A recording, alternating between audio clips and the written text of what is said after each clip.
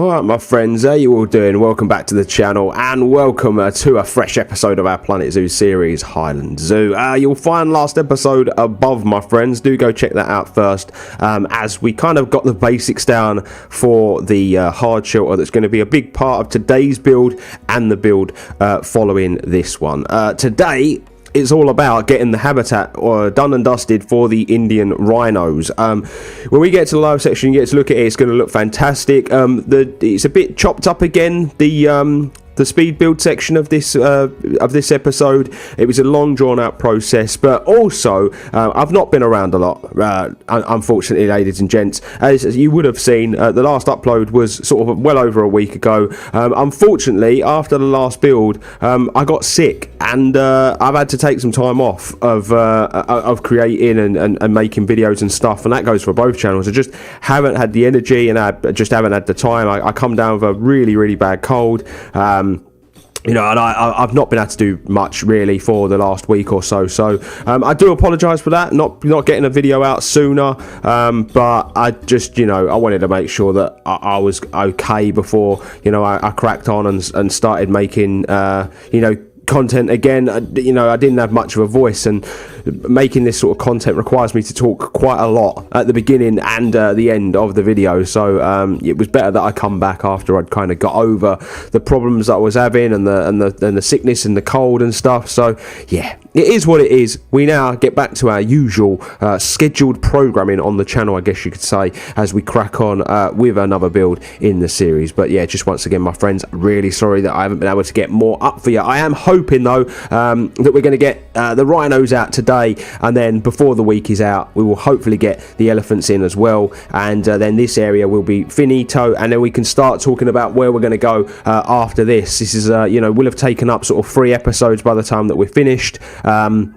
So yeah, it's been a very sort of complex build, but they're one of the big animals. They're one of they're 2 of the big animals, I should say, that we wanted to get into the zoo. We wanted to do it in a very unique way, and I think that as this slowly comes along, I do think we're really going to achieve something very unique, and it's going to look really cool. So yeah, stick with me because it's going to be fantastic, ladies and gents. But you're going to see I'm just doing a little terraforming, as I always do with these habitats, a lot of rock work. I had this idea that the exit to the hard shelter should sort of be on the on sort of like ground level, and then it slopes down and we build up these rocky passages, so it kind of filters the animals in and out of the sort of hard shelter in the enclosure. I did sort of make one mistake where the habitat was concerned. Obviously we are aiming for realism, and where the rhinos are usually concerned is they have a bit of a run where they can sort of separate animals. I have built a backlot paddock as a result. You'll see later on in the speed build I put sort of like a gate in. It won't be used. It's not actually officially part of their habitat because the habitat is a lot bigger than it needs to be. It's 3 times the size, but they're a big animal, and I wanted to give them a lot of space in the zoo, and that is becoming sort of a popular practice in certain zoos. If they can give certain animals a lot more space than they ultimately need, they do it. So yeah, it ends up being sort of like a backlot sort of area that we're going to add. It still needs finishing for it to look sort of like semi-realistic, but yeah, I kind of messed that up a little bit. Hopefully I won't make the same mistake when we get to doing the elephants though, because obviously they do separate the male elephant from the herd from time to time, you know, especially if they don't want any breeding to take place, and plus the males can get quite aggressive, so you know, they do that. And similar thing is done with the rhinos. You know, usually they will separate a mother and a newborn calf for a while from the adult you know, fathers, so that it can, you know, get used to its surroundings, and it takes time and whatever. But yeah, unfortunately I kind of mess that up a little bit, but I think that we kind of paper over those cracks with the idea that I came up with, and it's and it looks good, and it will still feed into sort of like the realism. You know, at the end of the day we can always come back and fix any sort of like major problems if we need to, but you know, I was so far into the build when I decided to do it that I thought, you know what, let's just keep rolling with what we're doing because we're into a bit of a groove. And obviously it had been a week since I'd even turned the game on as well because of how I'd felt, ladies and gents. I have been reading your comments, I've been reading your feedback, I've been taking it all in. Obviously, I did sort of like bring up last episode that I thought the views were a little down. I was worried that people weren't enjoying the series and stuff as much anymore, but someone contacted me and said the views are down in general where Planet Zoo is concerned on YouTube, and I think a lot of that is that obviously us content creators and the people that play the game, we're waiting on some more DLC. You know, it's been a long time since the Arctic pack. I think that was around Christmas, so you know, we're talking sort of like 3 months ago. So I think that the game sort of needs something just to sort of give it a bit of a refresh. A lot like Planet Coaster, you know. Planet Coaster kind of only went so far until they started adding more packs, and then, you know, slowly but surely it built that game up into the absolute beast that, you know, it is. I still play a little bit of Planet Coaster sort of like in my spare time. I don't have much spare time, but I do still play it. I think it's a fantastic game, and I'm looking forward to seeing what they do next, if they do a Planet Coaster 2, or, you know, where they're going to go with that, because obviously we've not had any DLC released for that in a while, so we are assuming that they're working on something else. But yeah, we'll have to wait and see what they do with that. As far as Planet Zoo is concerned, though, it's still very new, isn't it? I think the game's only sort of like 5 months old. People are still loving it as much as the day it came out. But yeah, I just think that it's still missing a few things, and it still needs a little bit of injection where certain animals and stuff are concerned. You're going to see me at the moment doing one of these sort of like trenches that have become very popular in this zoo. The fencing on this trench changes, but it changes off cam. It changes after I make a different area that you're going to see later on in the video, because this didn't match. I was thinking of just going with the same old sort of Asian feel that we've had, and then realised that actually this is a much more, you know, separate area on its own, a very special area. So I changed it up a little bit, and I think that what we do and the fence that I come up with looks a lot nicer actually, and just kind of finishes the area off. When we get to the live section of the episode, you're going to see as well that this is as good as finished, but it still needs some groundwork doing in the background areas. A lot of the foreground stuff is complete, because I wanted it to look as finished and as polished as possible. All of the rhino side is done. All the elephant side still needs doing, but we'll crack on with that in next episode, you know, ladies and gents, because I want you to try and see as much of the process as possible next time. The elephant area is going to be twice the size of this. There's going to be a lot more sort of like viewing platforms. I have the idea of doing a viewing area near where the water section is going to be for the elephants. I've got a very unique idea to try and make the most of the water and the enrichment items that we've got for the elephants. So yeah, just watch this space basically. This bit here, basically, I did this and then realised that you guys actually hadn't seen me build that piece at the bottom. I've actually taken that from a flower bedding pot that I made off camera when I was trying to like fill in some spaces. But yeah, essentially I cut the bottom piece off, and then I've added a fence to the top, and this ends up being a sort of like raised viewing platform that goes to the back of the enclosure, and yeah, it just works out really nice in the end. Actually, I really like this, and we're gonna probably make something similar to this again for a different animal down the line, and I'll show you how I did it. But essentially it's just a case of stacking the pieces, and then I've made it one piece, so then it doesn't, you know, if we need to, you know, copy and paste it for another area, we can do it a lot easier than when you know, make it all together into one big item. So that's why I've done it in this way. I basically essentially made a wall piece, and that's how I'm using it. And now I'm just kind of this bit here, I'm just kind of getting the measurements that we need for the raised platform, then I stick it in, and that's kind of how I've gone about this basically. So yeah, this ends up looking really nice, this bit, if I do say so myself, when it's all finished. We end up putting a cover over this, because I realised that a lot of this build and a lot of the areas where you can view the animals are quite open to the elements. So I felt like if people were looking at the animals outside and it was to start raining, we did need one that was sort of like covered over, and that's essentially what I am doing here. We're making sort of like the covered area.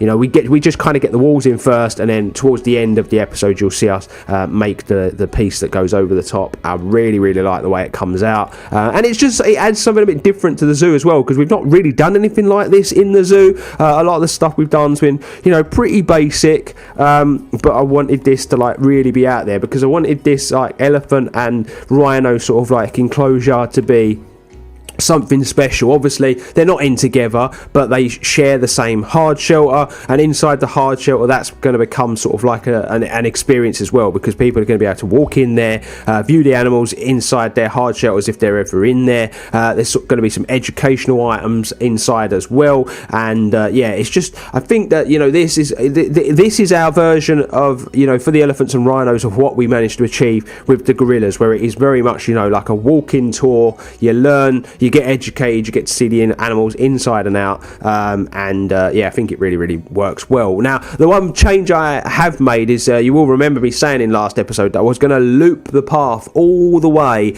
around the enclosure. It was going to basically do a 360 loop. Now, I've changed that idea. I was trying to make a tunnel go underneath the road. I was trying to do bridges, and I was trying to make it look tasteful, and so that people couldn't see all of the backlot area, and I just didn't like what I was coming up with. And so what I've done instead is that the rhino, you're going to be able to look at them from the very front of the enclosure, but you're going to be able to see them from the far end as well. But the way that I've done this is so that one path comes up into it, it would come down, you'd be able to look, and then as you loop out, it takes you a different route. So essentially it becomes almost like a mini loop in itself, so the constant movement forward will continue, rather than it coming to a dead end and people having to just kind of go back on themselves. It is sort of like a constant route and loop, and I think that it works well. I think it works better than essentially trying to do that loop all the way around both these enclosures, and, you know, trying to go underneath sort of like path footings and stuff, staff areas and stuff, because it just didn't work, and it just looked ugly, and trying to avoid that. We want everything to look, you know, very nice, very plush, very clean, and it looks a lot better the way we've done it. I've realised that obviously I do a lot of rock work for walls, and zoos do this, but obviously those walls are fake, and so I feel like I really should start adding more walls behind the rock work and stuff.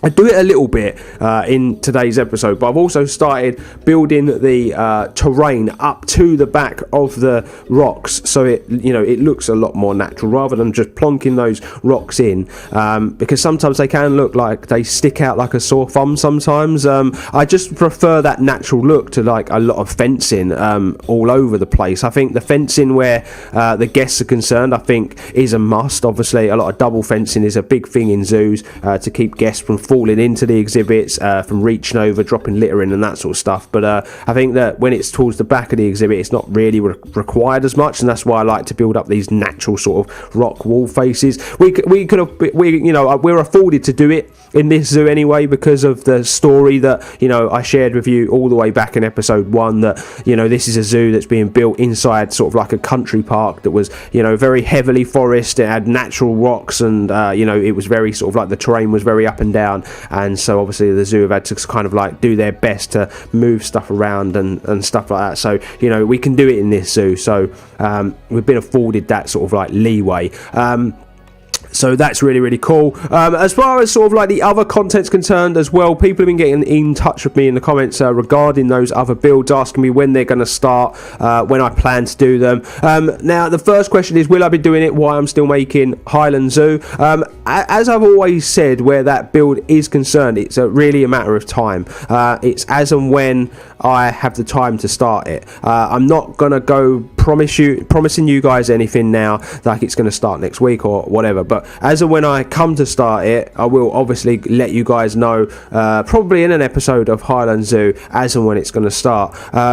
I am very conscious that is going to be quite a heavy build. It's going to be quite a big build, but the one thing I do want to say is that when Hyland Zoo is finished, I always want to have a Sandbox Zoo build going.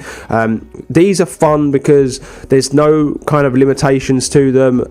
You can go as crazy as you want, as realistic as you want, and I think that if we do the Chester Zoo build, that's going to be very much like an ultra sort of realistic build. The next, Planet Zoo Sandbox build that we do, I think I'm always going to have it sort of semi-realistic, but I'm feeling like we could go, in a different direction. Someone said to me, how about a budget zoo? Now that would be quite cool. Imagine trying to make something like really low key in Sandbox. It could be quite a short series, because we could make the zoo relatively small as well, use some of the smaller species and have maybe just like one sort of marquee animal, but one that's a bit more low key and doesn't require too much space. I thought that was quite a cool idea. Someone asked me about making a futuristic zoo. Would that be something I'd be interested in? Now, I have a project in the making at the moment, actually, that I'm not sure if I can actually talk too much about it, but watch this space is all I'm going to say where a futuristic build is concerned, because I have been approached by some people to do a collab work, and I think that's going to happen. But like I say, I'm not going to reveal too much just yet, because I'm not sure of the start date, what channel it's starting on, and in that kind of how we're going to go about it. But the minute I know, you guys will know, and it's exciting times. It really, really is. It was cool to be approached by other people in the Planet Zoo community. But yeah, so a futuristic build on my channel might be taking place, but not in the form that you might think. So budget zoo, futuristic build. Obviously we're going to do the ultra realism when we do our Chester Zoo sort of like build. Obviously we're going to have to use our imagination where that's concerned, though, because they've got a lot of species in their zoo that we don't have in ours, and a lot of buildings and a lot of sort of enclosures and exhibits that we don't really have the facilities to do in this, so we're going to have to really use our imaginations. And then as far as like the next Sandbox zoo is concerned, obviously the budget zoo idea really was really of a massive interest to me. But if you've got any other ideas, then do let me know. The other thing that comes up a lot is a franchise zoo.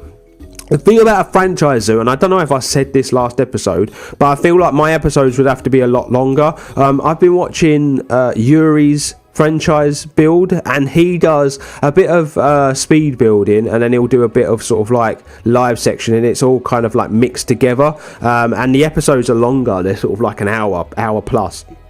And I would probably have to do a franchise build in a very similar way.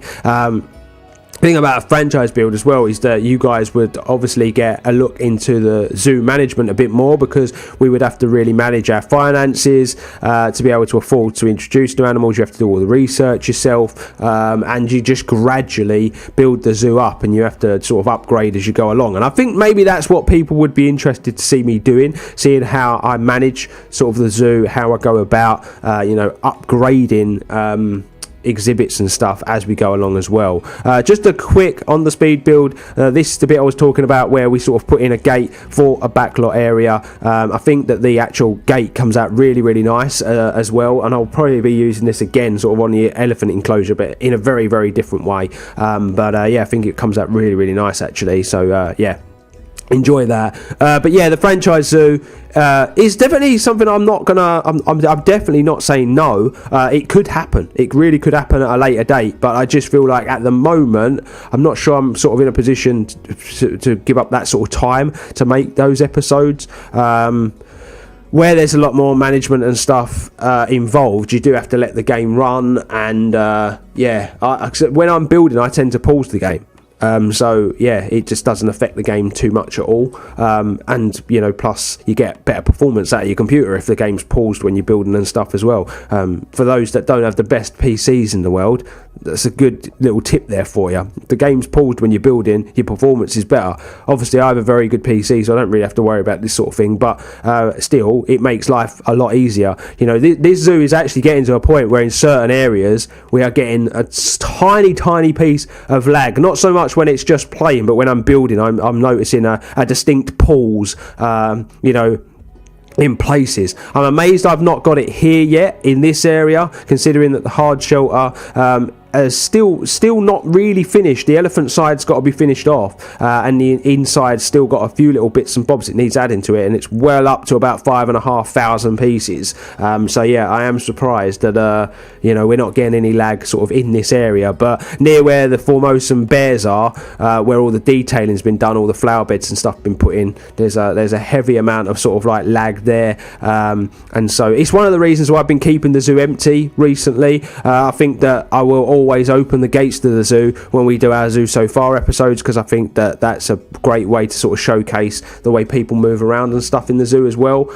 So yeah, I'll always do that, but that's one of the reasons why I've kind of emptied the zoo out, why I do these builds, because it's just making life a lot easier, basically, my friends. But yeah, I feel like I've covered quite a lot of stuff today. I kind of want to just talk a little bit more today, and I wanted to share a bit more with you, because obviously we only got one video out last week, and you know, I feel like when that happens, I feel like I'm behind schedule. I feel like I'm going to lose a bit of momentum, especially when, you know, momentum is so good on the channel at the moment. You know, people are really enjoying the series. A lot of people have subscribed. I think we're well over 600 subscribers now, so amazing. Thank you to anyone that subscribed. Thanks to anyone that's viewed a video and got involved in that comment section. You know, I love the interaction more than anything. I always love when I've released a video and then sort of like 24 hours later checking it and seeing, you know, all the lovely comments and all the things that have been said and all the suggestions. You know, people sharing with me the things they like, the things they don't like. You know, I'm a big boy. I don't mind if people tell me they don't like certain things, or they'd like me to do other stuff a little bit differently. There was one comment actually on the last video, I do believe, where someone said they gave me a few ideas on things that the zoo could need. They asked me to make the peafowl exhibit a walkthrough one. Now, my issue with walkthrough exhibits on Planet Zoo is those big ugly gates that you have to put in. That swing open and shut, and they're just way too big. They're really garish. They're really hard to hide. I think that Rudy did quite a good job on Koali Zoo at hiding those gates, but you can still see them, and I just don't like them. And it's one of the reasons why I've avoided doing walkthrough habitats. You know, I would love to do a walkthrough lemur one, but I just cannot stand those gates. They are disgusting. And so yeah, it's one of the reasons why I've kind of left the peafowls where they are. For me, they work in their location. I think what we need to do where they're concerned, though, is add them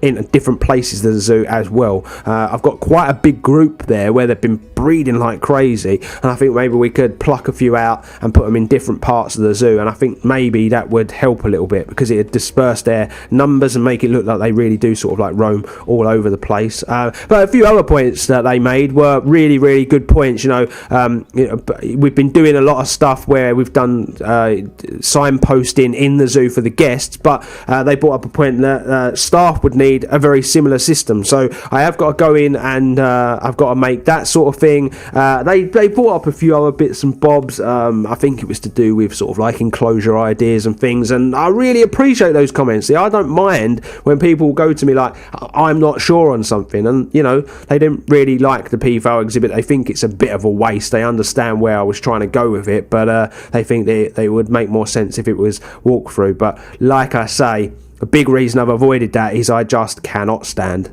the big garish gates that they've got for the walk-through enclosures. I really, really wish that they weren't so awful. And I wish there was just an easier way of doing it. I wish that, personally, I think there's certain animals that Planet Zoo should try to look into where they could be free roaming animals. You know, like, I actually think that would be an idea. Because peafowl, you know, they free roam all over, you know, the zoo. There's another sort of like rodent species. I know whipsnade's got a load of them, a big sort of like rodent species that they free roam in the zoo. I actually think there are some that I think maybe Planet Zoo should try to look and see if they can make that work, because I think that would add another element to the game, try to manage animals that are free roaming and walk all over the place, because you know it is a thing in real life. I just feel like there's certain small pieces of realism that Planet Zoo really, really missed the mark on, but there's still time, and they could definitely rein it back, and they could definitely still work it into the game. But I think, my friends, I'm going to save my voice for the live section of today's episode now. I am just going to throw it out there now. There's going to be no cam when we get to the live section. There's no way I'm going on camera looking the way I look. I look like death. I'm still not over this illness, so I won't be there. But my beautiful, beautiful dulcet tones will definitely be there. So I'm going to save my voice for the live section, my friends. Do enjoy it, the rest of the speed build. You've got about 15 minutes speed build left, so enjoy that, my friends, and I'll see ya for the live section.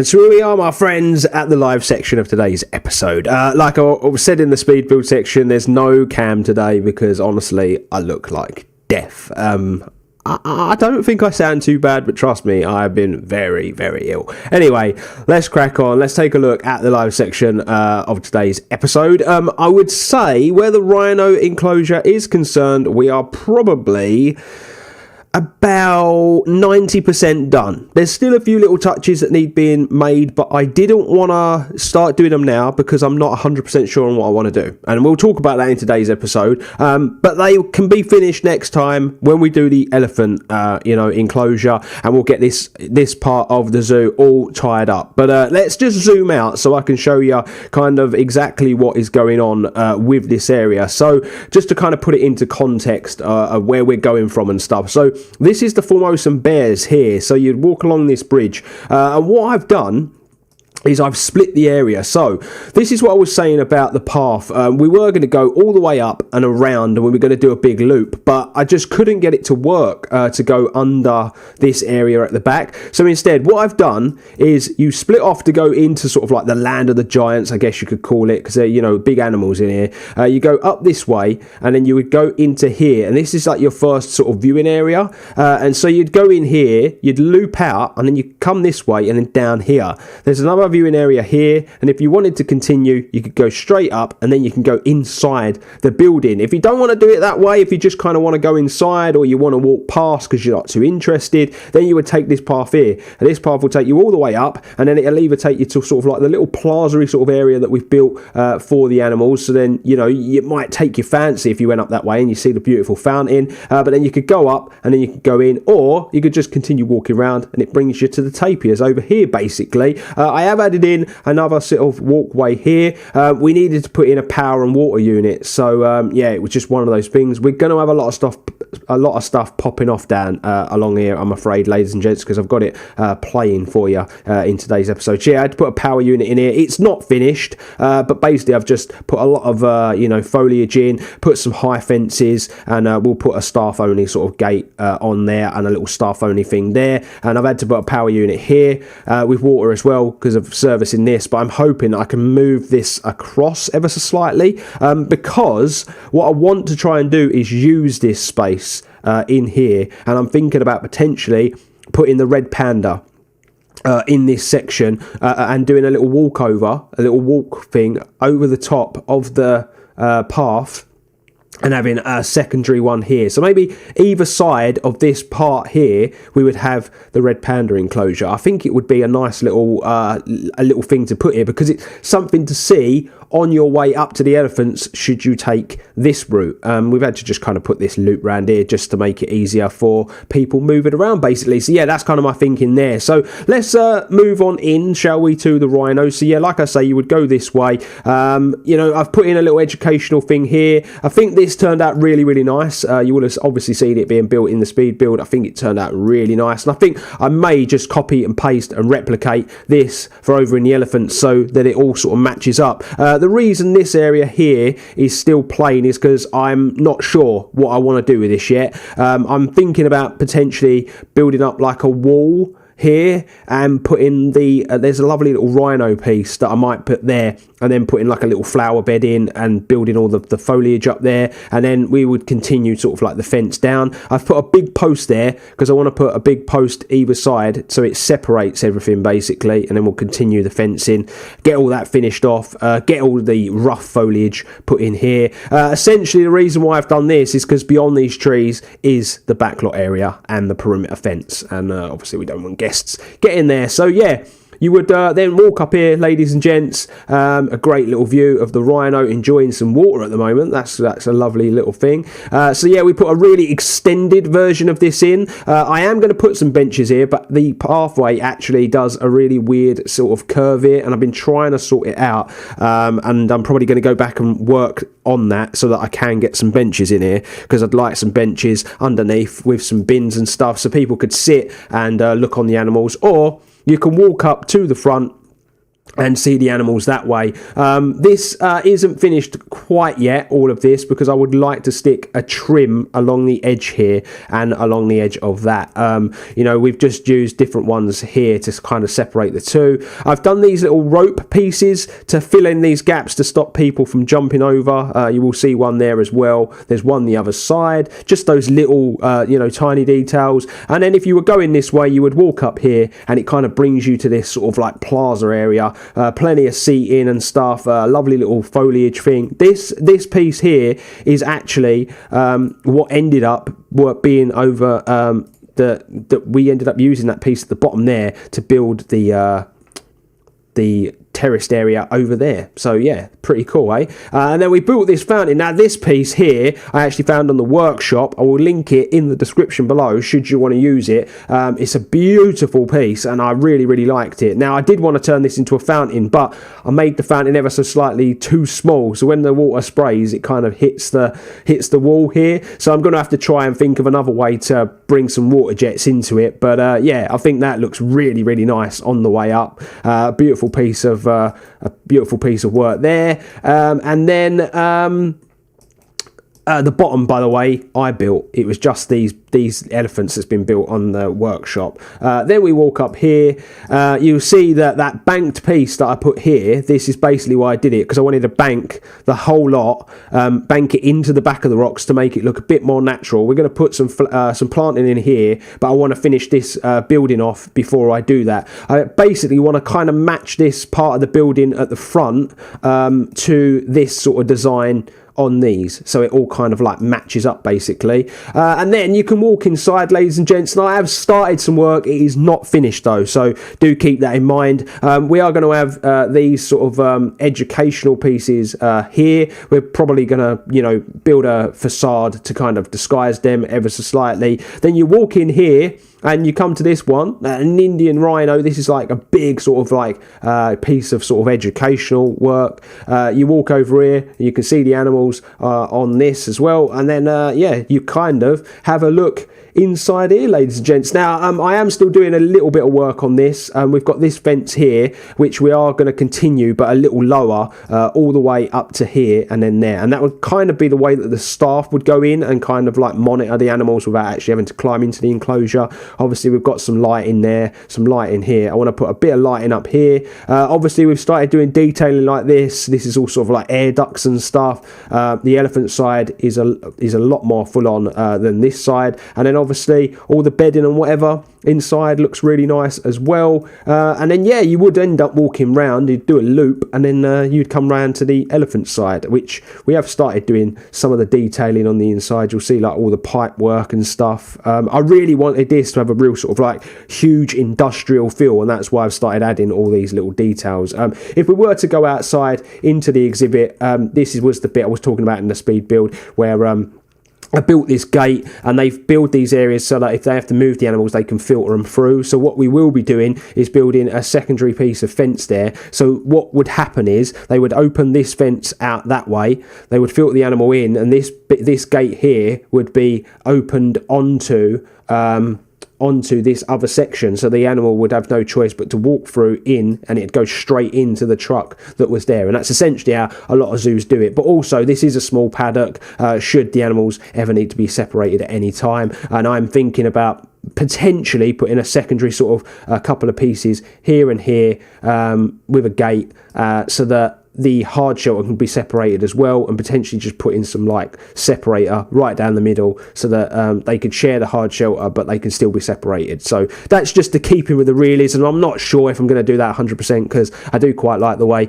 it looks, but that basically, ladies and gents, is where we're at. And I think we could, and I don't know if you all agree with me, but I think we can all agree that it's looking really nice. And I think, you know, it really makes a difference once you start adding in all the foliage, and it looks really lush. You know, like this foliage is going to be added quite heavily along the back here, because this is obviously to disguise all the backlot areas. The backlot is getting there. I am working on it slowly but surely. You'll see this is sort of like the staff building. We wanted it to be its own sort of hub, this area.